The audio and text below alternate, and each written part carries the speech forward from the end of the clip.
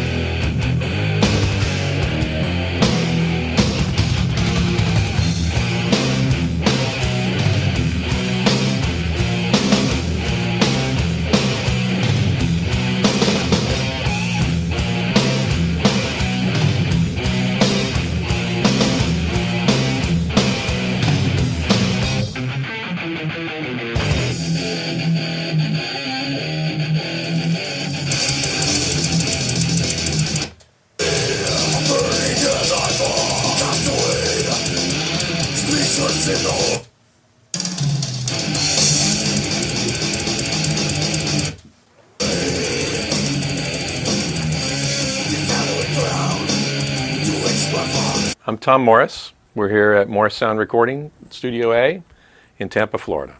My name is Dieter Schapinski, and during the Blessed days I was working for World Management and also doing tour merchandise for the band On the Road. With Altars, Digby, president of Vera, actually came to the recording sessions because he was very interested in the whole process as well. When we did Blessed, Digby was not present, and we had it was a very different thing because, you know, when we did Altars, we didn't have as much touring under our belt. We were, you know, as you grow and you gain experience and you understand new things, try new techniques and what have you. What I remember the recording was it went very quick. Pete knocked out his drum tracks in like a day and a half. I don't think they spent more than a month in the studio. They were both cut on analog tape. Altars was a much faster project. The whole thing, start to finish, was the best of my recollection. This stretches my memory here, but was under a week. Blessed, we had a little more luxury with time and a chance to experiment. In Altars, we were under the gun. We had to get it out, and with Digby here, you know, pounding on the budget, we knew we had to take what we could get, and it was their first real experience recording. It was my first experience recording with them. On Blessed, because we had a little more time, we were able to get better takes. I mean, what you hear on both of those records is in analog recording. There's no time correction in any of the parts. There's no pitch correction on anything. You know, there's no beat detective going on like people do to drum tracks today. It was all cut live with Pete. There's very little in the way of sampling on any of the drum tracks. There's, best of my recollection, I may have added on Blessed, not on Altars, but on Blessed, a snare sample and a kick sample to the acoustic kit. But everything else, all the toms and cymbals and all that, are his live kit as he played it live. So there's no triggering or any of that replaced drum parts. And you take the audio signal off the tape and run it through usually a gate of some kind, which is built into the console, or we had outboard gates in those days. So you have a noise gate that then would open only when that drum is being hit. And that trigger signal is then sent to, at the time we used the TC2290, which is a digital delay device. And you could also set it up, you could record a digital sample in there. So I would take a sample of Pete's kick or snare drum, record it into the 2290, and then take the tape track, and you actually had to take, because it's coming off analog tape, you had to take the trigger signal from the erase head, which the tape got to before it got to the playback and record head. So it gave you a few milliseconds of pre-delay for the trigger, which allowed you to trigger the sample within a millisecond or two of when it actually had to be recorded to be in sync with the acoustic snare drum. So it was a digital sample that was triggered from a gate off the erase head for that track. These days, most people, as soon as you record something like this, they would chop it all up, and to me that kills the feel and the emotion of the song. Pete was allowed to be a little bit more perfectionist on Blessed, and I think it got, with each progressive record where they had a little more time to work on it, they each knew they could spend a little more time on their parts. We really weren't thinking about so much the success of it as we were, putting forth our next piece. What's our next chapter? We weren't really paying that much attention to other things that were going on in the scene, other than, yes, we had our friends that were in other bands and what have you, but when it came time for creativity, we always looked inward. My name is Carl Sanders. I play in the band Nile. I was completely blown away by the stuff that Trey and Richard were doing with their guitars and the ideas that David had. Oh my God, this is just mind-boggling stuff. For years I struggled, to try and play this kind of music because it was more than I could absorb.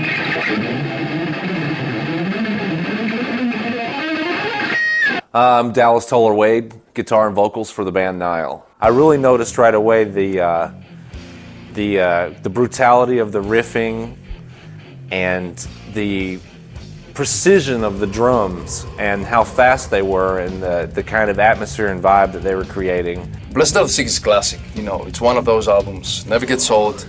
I still listen to it and actually a lot. I still enjoy every moment in this album, and I still get inspired to write music. I was already a huge Morbid Angel fan, so I was really waiting for the next step, and Blessed made me really happy.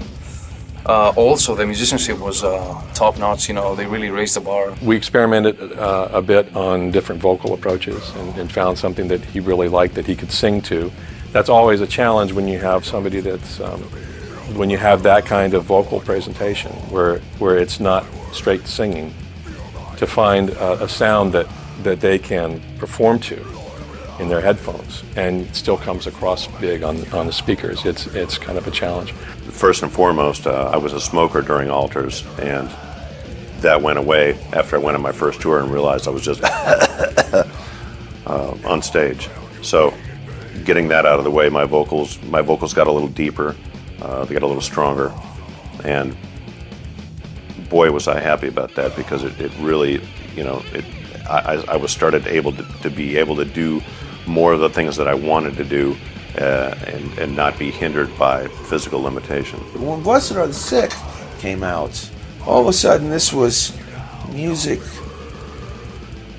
that it made artistic kind of sense. I mean, it was still weird and twisted and sick and beyond anything else, but it was done in a really artistic kind of way. Blessed Are the Sick is kind of a death metal masterpiece from one end to the other. In just reviewing some of those songs and listening to effects on things, we adjust, for instance, one of our later purchases was an Eventide H3000 harmonizer, which had all these effects, and I can remember I showed Trey a couple of things that I could do with it, and I gave him the manual and let him look through, and every solo then had to have a different effect. So we spent time custom tailoring a sound for each solo, whether it was a phase with a delay or an envelope filter that was going through. He's very disciplined, spends a lot of time really working out the shift and the side-to-side feel, not just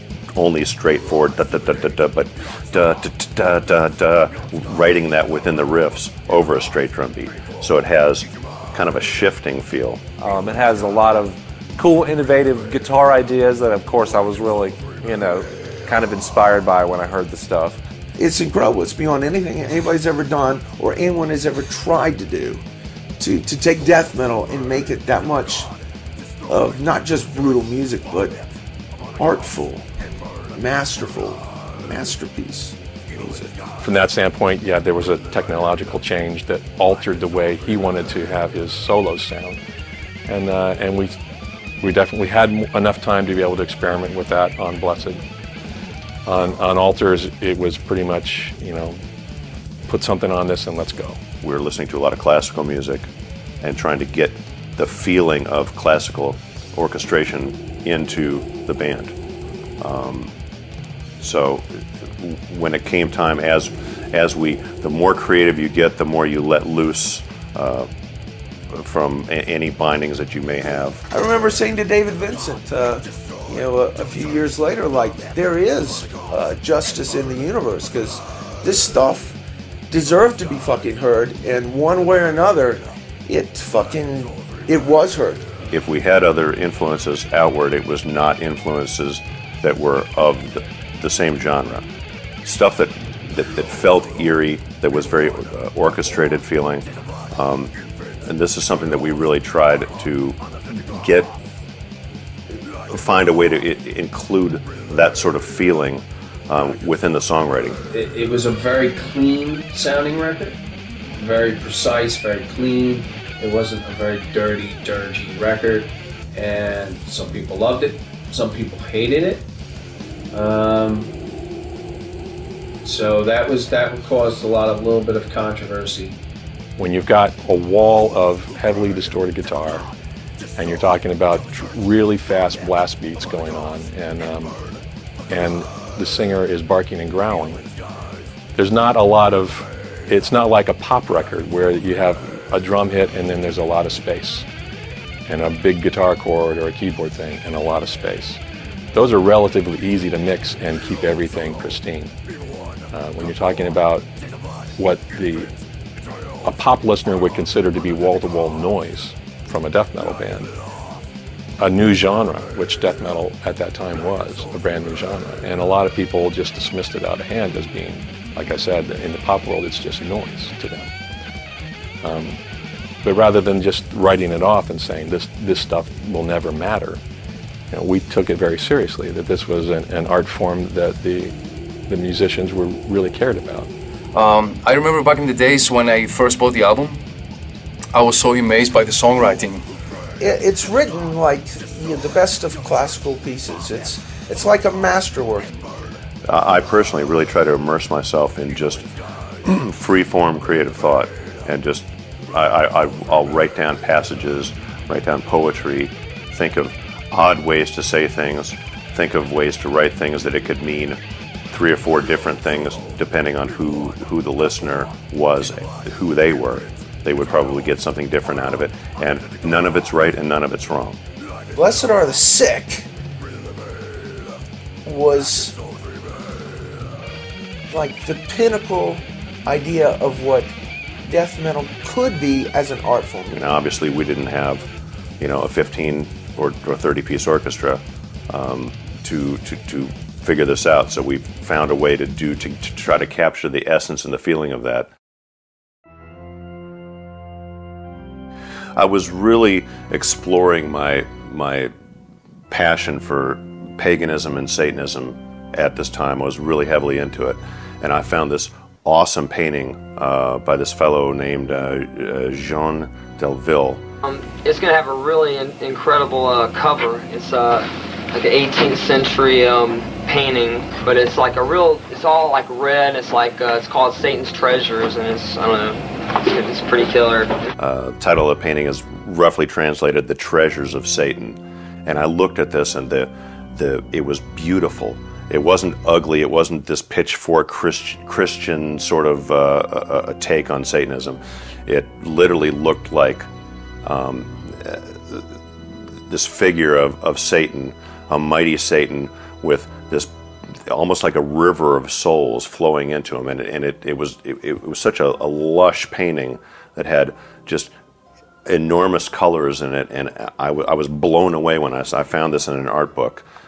So we contacted the museum, and we obtained permission to use it. For me, that really represented where I was spiritually, in that the idea of Satanism not as this ugly negative force that it's so often portrayed in everyday life, but more of a spiritual, more of a blessing, more of a giving, more of a paganistic, fruitful relationship. So matching this up with the music that we had on Blessed, I really felt like it was a good match, and I'm really happy that we were able to get the use of that painting. We're going to look like rock stars. We're not going to look like the normal scrub that comes off the stage, because it needed to be bigger than life. That was the thing that band had. They were bigger than life itself. On stage, in life, everything. It was over the top. They did the photo shoot with Danny Sanchez, and Danny's a really good photographer who did, he had done stuff for Skid Row and Bon Jovi, and he did a lot of soap opera stuff at the time, Soap Opera Digest, believe it or not. And it's funny because the band caught a lot of flack. A lot of the undergrad dudes were like, "Oh, that's fucking gay." Meanwhile, now it's, you see Cradle of Filth, Dimmu, half the band's from Sweden, half the band's from Norway. Everybody else now has that look, and it's kind of funny. And maybe the Morbid guys should be collecting a royalty from that. But they set a standard, and I think a lot of the European bands took it from Morbid, and I've admitted so at times. We did a lot of touring for Blessed, a lot. That's one thing with the band. There was a lot of bands who would make a record, go on tour for 8 months, and then start on a new record right away. We would tour a record for 2 years solid before really try to, different packages, with this band, that band, headlining stuff, festival stuff. It was really catching on in Europe, and it really started catching on in the States as well. I mean, it was just massive because it was like this new thing. Well, first they did Europe, did a bunch of festivals, stuff like that. Then they did the States. Then we went back to Europe. The title track, "Blessed Are the Sick," and also the song "Fall from Grace." That was a great song. Whenever live, really good. Had a lot of power.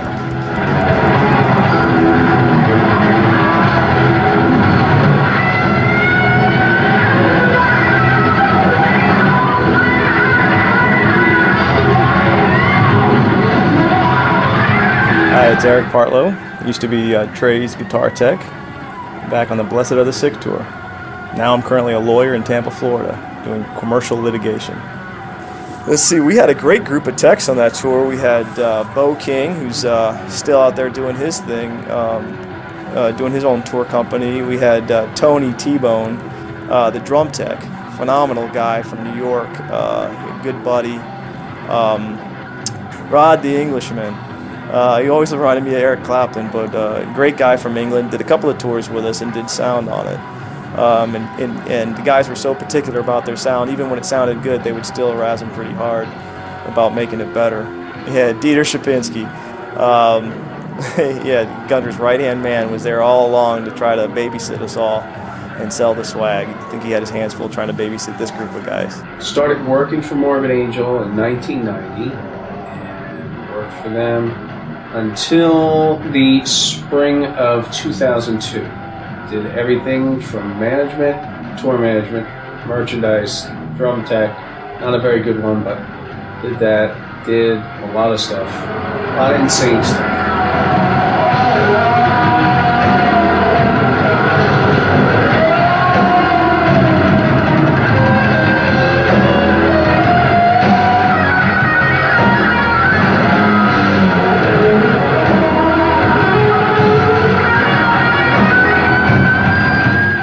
Trey had Gibsons, I had Hamers, I used Ampeg SVTs. They loved the Marshall amps, used a lot of the 800s and even the 900s. The keys to their sound were really the rat pedals, both rack-mounted rats and the foot pedal rats. During the Blessed Are the Sick tour, Trey started using an Eventide. Another feature of Trey's sound was the Morley wah pedal, which is an optical style wah pedal. He had a delicate sound, a sound that had to have good crunch, but and still be clear with as fast as he would play. Trey is very specific about what he wants. He's very particular. Won't take a guitar on the road until it's absolutely perfect and he feels very comfortable. Because he's like a machine. When he plays, his patches have to be perfect. He can hear things. If somebody touches a dial on his rack mount, he knows it. We've changed body shapes. We've changed you know, different brands over the years, but it's really always come down to mahogany-based instruments. Wanted 3 or 4 guitars. They had different tunings. They wanted spare guitars, and they'd come in. David was, you know, a scavenger, but you know, by all means, he'd come in and go through our bargain bin to see what he could pull out of there, and look for whatever basses he could find that were black and red. So, you know, we just met through the store and buying and selling. He would bring the other members into the store to shop. You know, before the Blessed tours, and thinking back to the early days, that even before me, when I had heard about them traveling in a school bus, they'd definitely come a long way.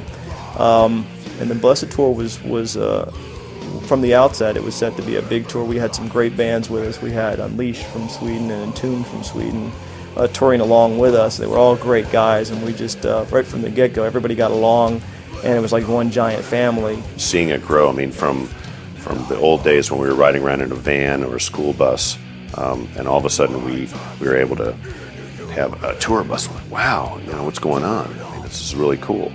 And not really letting it to get to our heads, but we were happy that we were able to do, and people were receiving what we were all about. And it's not like we were changing and you know making some, you know, wimpy crap. I mean, we kept pushing the envelope in the way that we knew how. We'd fly to England, and that would kind of be the home base. We'd do a show there, maybe a couple of shows. Did the old Marquee there, which was great. Then we'd head off into Holland and Denmark and Scandinavia. And it was just a great way to start the tour because those fans up there were just fantastic. And they're great areas. Pete had his big massive drum cage with the huge inverted cross hanging from the top of it, and they had their statues and their candles, and they were doing the cutting that they later stopped when people just thought it became too, you know, when people wanted it for a commercial thing, like, oh, haha, they're great, they're cutting themselves, and they stopped that. But those dudes just played with a conviction and passion that was unbridled at the time.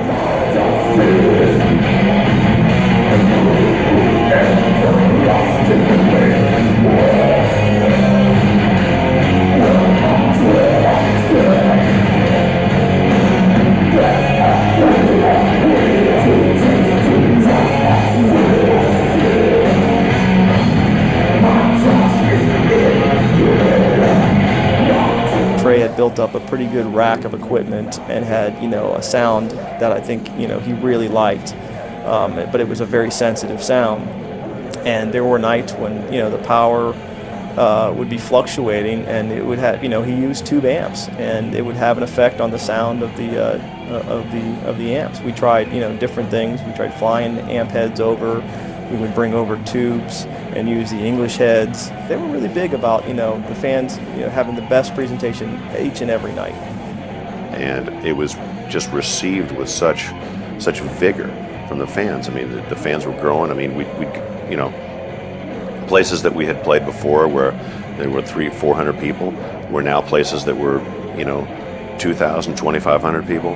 And we're like, wow, this is really getting, you know, it's cool. We're really reaching a lot of people. And the fans were just so awesomely receptive. I mean, they loved it. And that just makes us feel, anytime, you know, we're playing for an audience that's that receptive, it just makes us give that much more. So it's just like this frenzy, like a feeding frenzy. It goes back and forth. It's a wonderful feeling.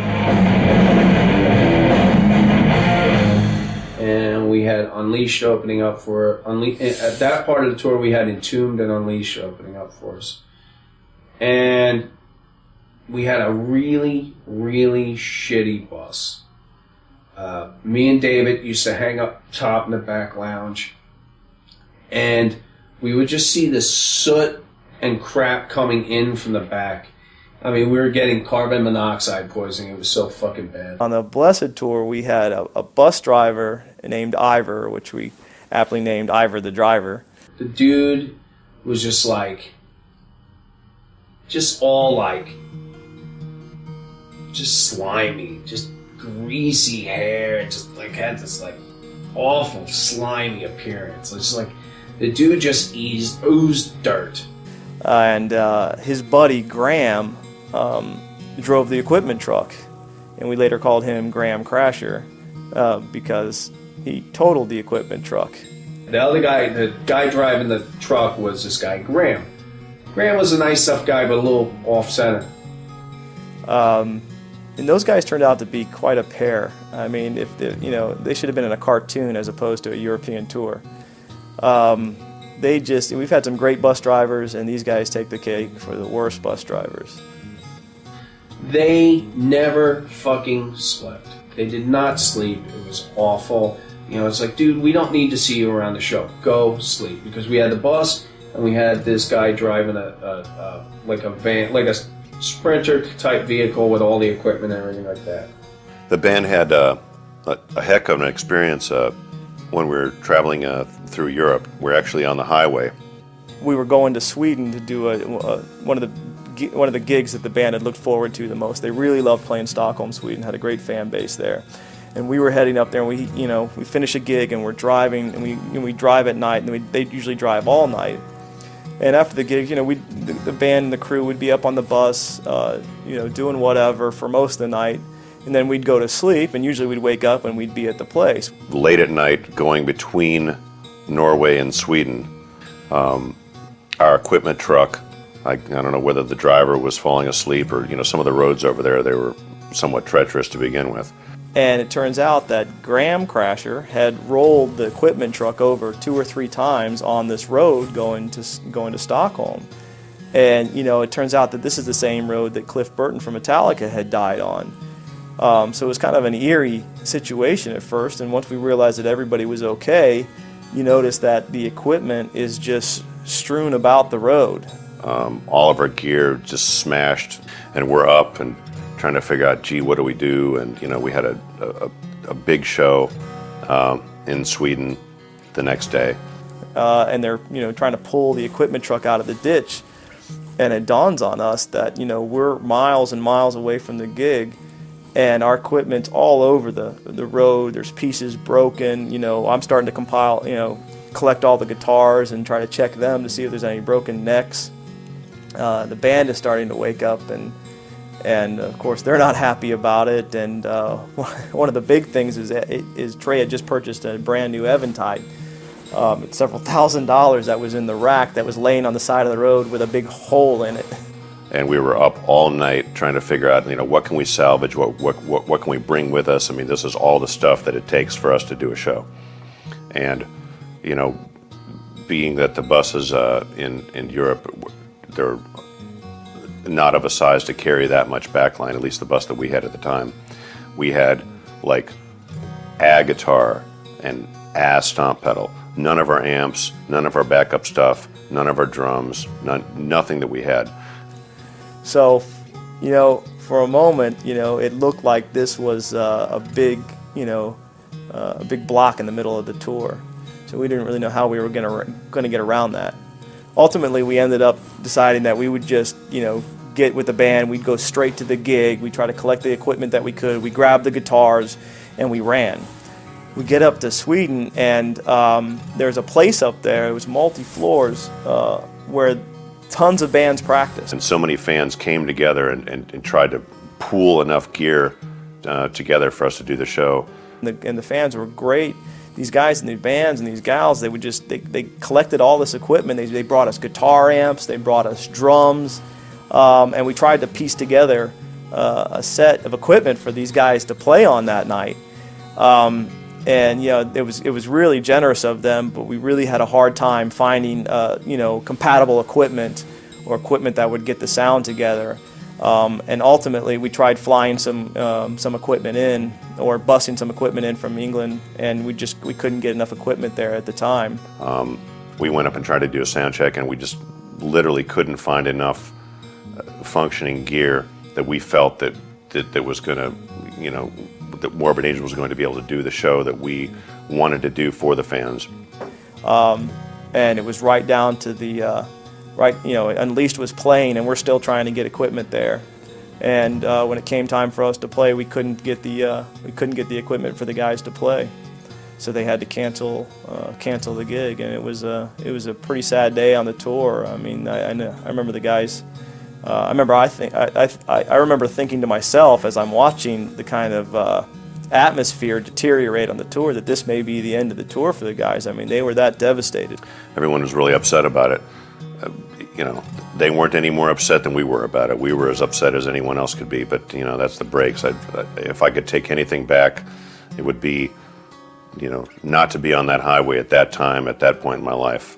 But, you know, things happen and, you know, it sucks, but that's one of the worst experiences that I've ever had with this band. You know, there were a lot of arguments going on with the tour manager at the time that later escalated into some physical fights. But it was a bad time for the tour. It really was. I remember calling home going, I think I'm coming home. We're sitting in Stockholm kind of like on a delay. Our next shows are 2 shows in Paris. We were scrambling to get the equipment back, and we didn't know exactly what we were going to do, but they knew they had to get, you know, what we could compile, all the equipment we could get together, we had to get that to Paris. We found this guy named Sven, this big Viking dude who had this big truck with these horns and a battering ram on the front of the truck. And he's like, no problem, I'll take you to Paris, no problem. The dude hops in a truck with Graham Crasher. We get all the load, get all the gear from where Graham crashed the fucking truck. But they didn't want him to go alone, so they picked me and T-Bone to go with him. So we had to sit in the cab with this guy who just rolled the truck. So we drove for 36 hours to get to Paris. And so the whole trip, Tony and I were sitting there watching him, making sure he wouldn't fall asleep. And we're just talking, you okay, man? You okay? You okay? For about 30 hours. It was a pretty harrowing experience. I remember writing in my journal that this could be the last page I'll ever write. Oh, those guys were the worst, just the worst. I remember we were doing dates, these Christmas festivals with it was Motorhead, Wolfsbane, Schmear, he had some band going on, Morbid, Sepultura, Creator, and Motorhead. And we'd roll up 10 minutes before we were supposed to be on stage. It was so bad, and it was really shitty, and everyone knew like we were in a pretty screwed predicament. But pulled it off, got out of there, never used those people again. And if you ever hear of Ira the driver or Graham Crasher, run quickly. Quickly. Some of the fighting that had gone on with the tour manager and between the tour manager and the band and the crew, and, you know, kind of boiled up with that incident in Sweden that night. And the tour manager did and said some things to the band that we were never ever really able to get past, and I kind of held a grudge against the tour manager, and we didn't have a very good relationship the entire tour after that. We're on this Motorhead tour in Europe, and our guitar tech, Eric Partlow, the whole thing with the truck drivers and stuff, we kind of had a breakdown with our tour manager. And there were several nights that, you know, we almost came to blows because of it, and finally we were in Hanover, Germany, towards the end of the tour when we were on a big festival with Motorhead and some other bands. And I guess during the backstage activities, it kind of boiled over. Tim was talking shit about the crew and the band on this festival in Hanover at this place called the Music Hall, which used to be a submarine factory. I couldn't hold back any longer, and me and the tour manager got in a pretty big fight. Tim was saying something, and Eric looked at him and said, dude, you couldn't tour manage your ass to a toilet seat, right? And Tim was a smaller guy. Tim went out and just punched Eric in the face, and Eric's like, oh, you didn't fucking just do that. And fucking Eric just beat the shit out of him through a plate glass window in the production office. And ended up breaking some chairs and throwing them through a window and cutting my hand. I still have the scar here to remind me of the incident back in Hanover. And this was right in the middle of the main common area backstage. And I just remember Merch, one of the guitar techs from Motorhead, Deptford John, brings him out by me, and his hands are all just bloodied up. And he's like, I got the little fucking bastard. But I was able to get my revenge for me and the rest of the band on him. And I ended up getting kicked off the tour, the festival tour. I had to go spend a couple of days in a small hotel room in Germany somewhere. And I remember being able to reach from one wall to the other, thinking this is the smallest room ever. There was a place in Houston, Texas called the Vatican. a club called the Vatican. And the Morbid guys played. The place was sold out, packed. And there was a stabbing at the show. The fight broke out and this guy got stabbed. And had to go to the hospital, all ripped open. So we played there, still on the Blessed cycle, about 9 months later. All of a sudden, this guy comes up to all of us after the show and goes, "Dudes, you remember me? I'm the guy that got stabbed at the show," and showed us his scar, and he had this huge scar.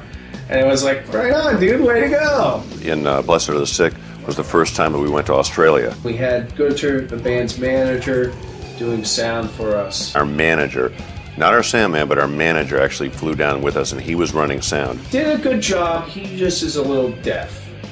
To the point where we were in Brisbane, I believe it was, and we were playing this place that's kind of in the train station, and it was this glass wall, glass doors, and the thing was rattling. He's chasing people out of the room. And this place was it's a big place by a train station, and it was so freaking loud in there that it like started this riot, and people just trashed the place. I mean, by the time we were done playing, there wasn't a seat left in the place. The whole place looked like a bomb went off in it.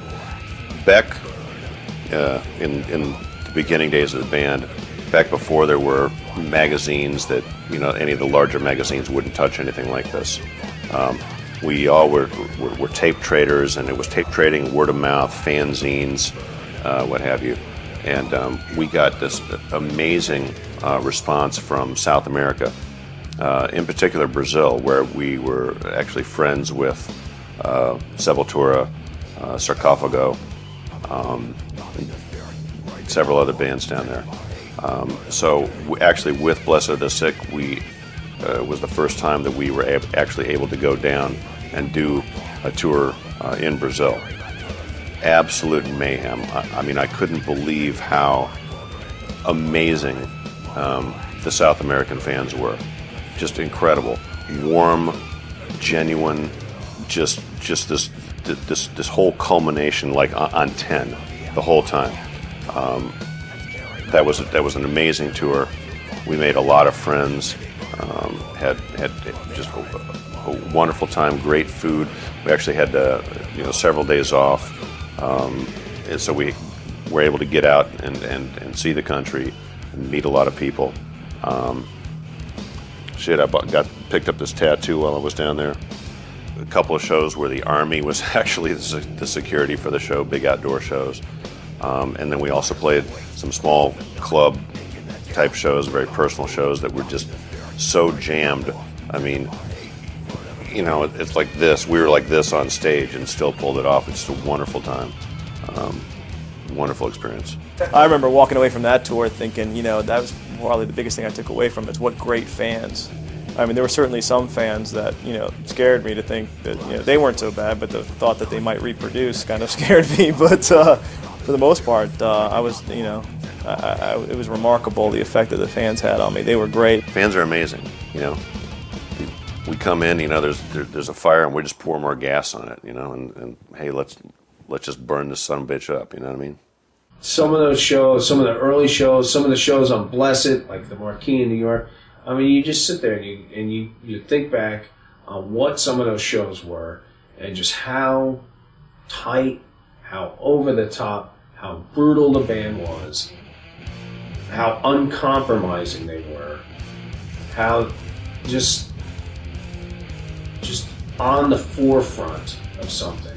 I mean, everything they did, everything that came from that band, everything that we did, it was this. And like I said, this is a war, and you're either with us or you're against us. People have to come up and tell me, wow, Vincent, you guys were such an inspiration on me. I listened to you, and I really loved this. I really loved that. You helped me through school, or you helped me. I was having problems with my parents, or my job, this or something. It almost became like Morbid Angel was an escape, or a motivator for people to take charge of and improve their lives. There's not a better compliment than I can get than someone coming to me. I mean, just recently we were traveling abroad, and someone came up to me and said, you know, you really helped me through school, and now I'm an attorney at a major law firm. That's the best news. That was the best gift that anybody could have given me, was to tell me that somehow our music was able to inspire someone and motivate someone and push someone through to achieve greater things. That's what the band's always been about. And so when I hear that, that's music to my ears. They actually shot a video on the Blessed Are the Sick tour out in Riverside, California. David and Trey, I don't know how they did it, but it was one video. David would get one video, it would be his choice.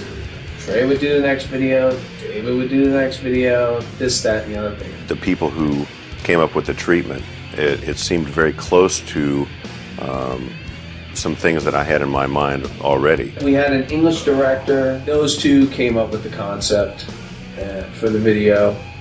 And, I'm sure people have seen it or haven't seen it. It's, David getting dragged through the woods half the video. We actually shot it in this particular forest in England. That was one that was historically a home to witches doing various and sundry things that witches do. The film crew thought that it would be interesting to try to bring that whole thing into it. So it's almost like in a dream state, and then things are happening, various things. Folding glass programs, and flames, and all sorts of wacky stuff. Flesh mingling and being at one with the idea of that, and not be under the domination of Christian morals. It was a little over the top, and it wasn't the four normal dudes standing around just banging away going, okay, here's our video. There was a concept.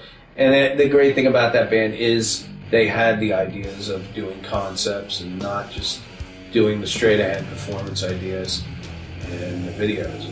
And there was a fire scene, and I would always kind of wondered how they would do that in the videos. And in this case, for one particular fire scene, I remember they had a little platform in front of the camera of a flaming can of Sterno or something, and they would shoot the video through the Sterno, and it looked great when you were looking at the screen. And I remember thinking that was kind of not exactly what I had imagined a Hollywood fire shot would look like. It wasn't Michael Jackson, it wasn't Nirvana, and that's what was really booming at the time. Where we did get censored was with MTV, with the Blessed Are the Sick video, because you couldn't have the pentagram, blastogram rolling around in the screen, and they thought it was too sexual. It wasn't a vulgar nudity, it was more of a pagan ritualistic nudity. Not that was really the high point of the thing, of the message, but it all culminates. It was kind of silly, because nowadays you look at some of the stuff on MTV, you have rolling pentagrams, you have basically people having sex on TV now. I was very anti-Christian at the time. I still am. I'm anti any organized religion, but at the time it was, Christianity was right there in my face. They were the ones who were picketing our shows. They were the ones who were making it difficult for us to do business, so they were the enemy. There was a lot of wacky letters and stuff like that. A lot of people, talking about Satanism and this, that, and the other thing, but nothing more than some kid's gonna write to piss off people. I seem to recall there were some people that may have tried to protest, but our fans did a pretty good job of fighting those battles, for the band. We never really had to deal with it. And there were always people out there that would try to weaken the band, in one way or another. And David was pretty good about leading the charge and not paying any attention to things that would try to weaken the band. So. I had a talk with a few of them. I offered to put them on the guest list and see if they really,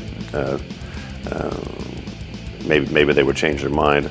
That was a waste of time. In Texas a lot, mostly in the Texas. There's some in the Bible Belt, but there were a lot of protesters early on. I remember this guy Wes Weaver booked a bunch of shows for the Morbid guys. and they were on the NBC down in Corpus, and about like how evil they were, and it's bad karma, and everyone's going to hell, and blah blah blah blah blah. There was really a lot of uprising in the Christian communities. They weren't happy about it at all. We had a number of our shows picketed around the United States. Not so much Europe. Europe has always been more progressive about this sort of thing, but definitely around the States. And it was kind of funny. You just kind of laugh at it, going, "Okay, next." You know, it's like no one's killing a goat here. Just relax, you know. And it's just music. You know, they did the same thing to Elvis. We had picket lines. You know, that they weren't interested in the imagery that we had to offer, which, yeah, I wasn't interested in their imagery, but the difference is that I didn't picket their churches, but they felt it necessary to come and voice their disapproval. As far as letters, we just got kids that would be like, you know, "Hey, look, I bleed too." People are the most adamant about their beliefs are the ones who are satisfied with them, and they can walk through life and they can be who they want to be. The people who seem so insecure about their beliefs have to try to beat it into other people. Very different thing. Difficult thing for me to understand how Christians have to be so pushy with their beliefs. I guess there's strength in numbers, but I've never been interested in such silliness. I think it's really silly. Prior to Blessed, we had some problems. We had the Abomination shirt, which I'm sure most everybody had seen, and then we had the Thy Kingdom Come shirt, the Three Crosses shirt. So there were a couple people down south that were a little bit like, I don't know if I want to print that, you know, a little bit like that. But not really, no problems. With the issue, with the layout of Blessed was the artwork from the Belgian artist, and then we had a bunch of woodcuts and stuff like that. We did a lot of stuff with the woodcuts because it was really hard to get the Blessed Are the Sick album cover because of all the oranges and the colors they bleed. It was hard to print it. It was unbelievably hard to print it. Most of the merchandise that we did were based on the woodcuts and just some past artwork that we had. And it was not really too in-depth. We used the Three Crosses a lot. And we pulled out the Abominations once in a while because that's, you know, it's over the top. I wear it in the office, but only on Fridays. This is actually my tour shirt. I love that tour so much, I still have the shirt, the Blessed Are the Sick shirt, the Blessed Are the Sick tour. Once we got more towards the end of the cycle of the record, we signed a merchandising deal with Giant Records. Well, not Giant Records, Giant Merchandise. And we wanted to do an all-over print. Now, the all-over print was one of the woodcuts with the logo on the front, the blastogram on the back, and it was cool. It was really cool. It sold a lot of those stupid things. And a great story that ties into that. We're flying place to place, and I was sitting next to Gunter, the band manager, and we're sitting on the plane, and our record company guy, our tour promoter, Daniel, has this shirt on. So on this plane, the head Catholic guy in all of Australia, a bunch of nuns, and us, and me and Gunter are sitting in the back of the plane, and Janeka gets up and walks to the front with this all over print on, and the look that they were like, "What the hell is that guy wearing?" And we just sat in the back and just laughed our asses off, like, "Oh my God, this is so ridiculous." And it was, you know, it was funny. It was really, really funny. And you just go, "Wow, have we just jumped did we over the edge?" I mean, they used to say that the devil had purchased a bunch of real estate in Central Florida. Morris Sound Studios has gotten quite a reputation for being like the death metal thing to do. Bands from all over the place flew into Tampa and wanted to work at Morris Sound Studios because it was like the death metal studio. I don't know how they ever got that reputation, possibly because we recorded there. We didn't start out to be a death metal studio. Our first projects were nothing like death metal that we recorded. But our first national and international exposure really came from the metal scene.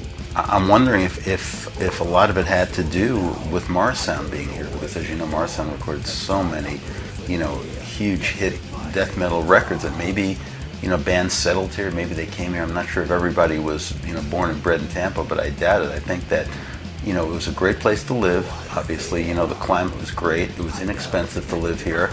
It had big city features. It had, the retail stores that they needed. It had the studio, and I think, people tend to go where success is bred, and I think there was a lot of success here in these metal bands. Everyone thought, hey, I go to Tampa, and we're going to be the next big thing.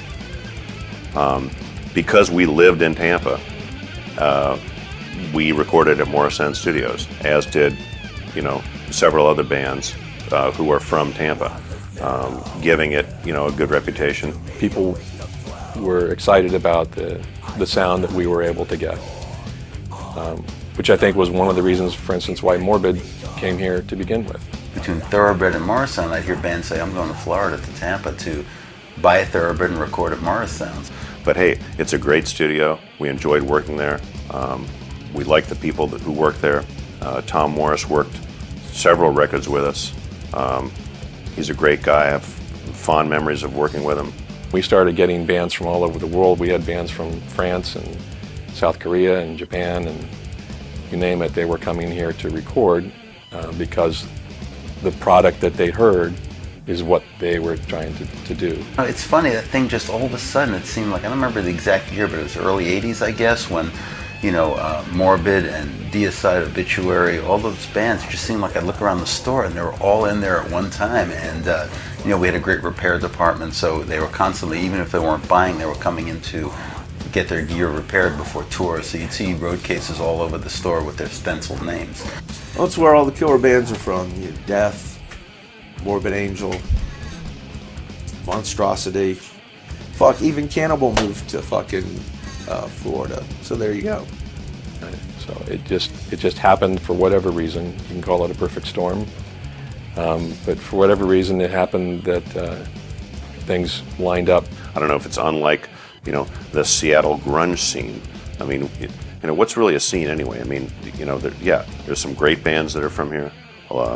There's a great studio here, and then bands started flying in from Sweden and Brazil, all over the world to come and record here and be part of it. I mean, it's kind of a cool thing, but there's not like a neighborhood where everybody lives and they have little black roses out in front of their house or anything. Nothing like that. Meeting David, and he's quite a character even to this day. I hold him in very high regard. Having played in bands, my whole life as well, I've obviously met a lot of frontmen, and David was the consummate frontman. He had the prowess, he had the talent, and he's one of the smartest guys I've ever met. And that's saying a lot, because in my world today, I work with a lot of smart people, but I thought he was the consummate frontman, absolutely. I've known David Vincent for a long time, and we've been really good friends, and I really love what he did with the Morbid Angel and what he does for a lot of reasons. One, he's a great frontman. Two, he's a great writer, great bass player, and I think Trey's an amazing guitar player too, and I just think the whole chemistry between the band rules. I love Morbid Angel. And it's just amazing. I mean, the stage presence he has, obviously as a performer, he's fantastic. I mean, that whole his vocals have been very influential, including people like Arch Enemy, who we deal with, and Angela always cites him as her main, influence. And he's a great performer, has a great grasp of the crowd. It was something fresh. It was something new. The audience's eyes are on him, and he's a great frontman for that band. And the band is a legendary band. Bless Out of the Sick. Innovative album. I remember listening to that when I was 12, when I was in middle school. Yeah, I was in like 7th grade. Love it. Classic album. Actually, I like it so much that I have it in my iPod right now. Yeah. We're doing it right now. There it is, dude. Classic. One of the things I think that made them special to me, anyway, was their ability to go from something that had a lot of groove to it, especially some of the slower tempo parts of the songs. just had tremendous feel and like I said, groove, which is something as a musician I'm really attuned to. To go from there to doing blast beats and integrate them as seamlessly as they did. I mean, the writing from that standpoint and the playing, the performing, the musicianship. I've often regarded Trey as a genius in that regard, and even that explains some of his, some of his character traits. He gets very focused on certain things, and I've attributed his success to the fact that he can kind of block out the outside world and just focus and chase down, melodies and guitar parts and rhythms in his head. For me, it's always been the musicianship. Excellent musicianship, regardless of what genre you consider it to be in. There's a lot of bands that could try to play this stuff, and I don't think they would be able to nail that feel the way this band did. Morbid Angel, man, they're a mainstay of American metal. You can play Morbid Angel albums for anybody. I remember I have some friends at that play in the symphony orchestra here in Greenville, and they were listening to Blessed Are the Sick. Like all these other people playing like respected forms of music, they got it too. The lead stuff was, really pushing the limits on, speed boundaries or, the feel of it as well. Not just technically, but also has a really chaotic, eruptive type of feel to it. And the guitar riffing is there for the actual song, and that's, the leads are actually extra kind of candy. They had an intensity to their goals and vision for the songs and the record that very few other bands of any genre, I think, have approached with their music. Just a really solid band with a lot of fire, a lot of aggression, really wanting to push the instrument, a little bit further than what had been previously done before.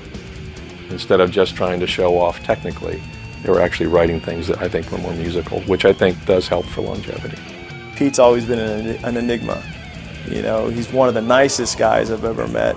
And just, he's kind of like the Superman complex. He's just this nice, average guy. You put him behind a drum set and the guy comes alive. I've never seen anything like it. He's just unbelievable.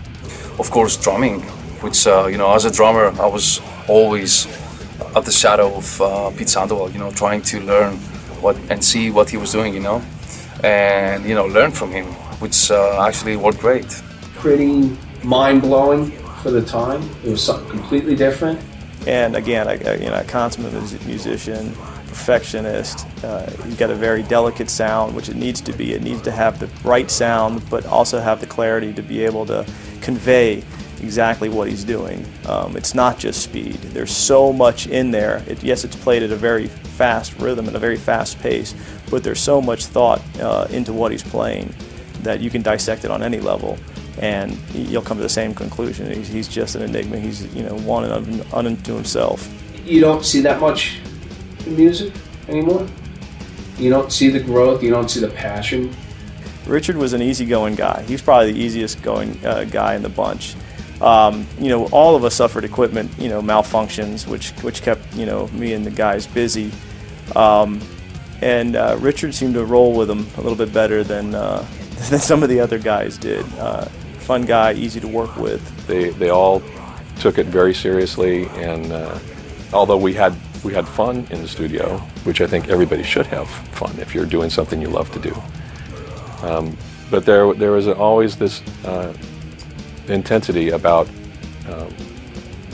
what they needed to get out of the project that I think went a little above and beyond what most other bands that I've worked with typically you would feel from them. Some people would say, whatever that music is or whatever, but it was about creating an art out of passion, from their soul. Among all the death metal bands that I've worked with or known, they were my favorite. With Morbid Angel, everyone's personality is almost to the extreme. It brings a culmination of spirit together that's spirit coming from all the different elements and all different angles. And this is something that we've always tried to capture when making records. And based on the public response for some of these records, I think we've done a pretty decent job doing that over the years.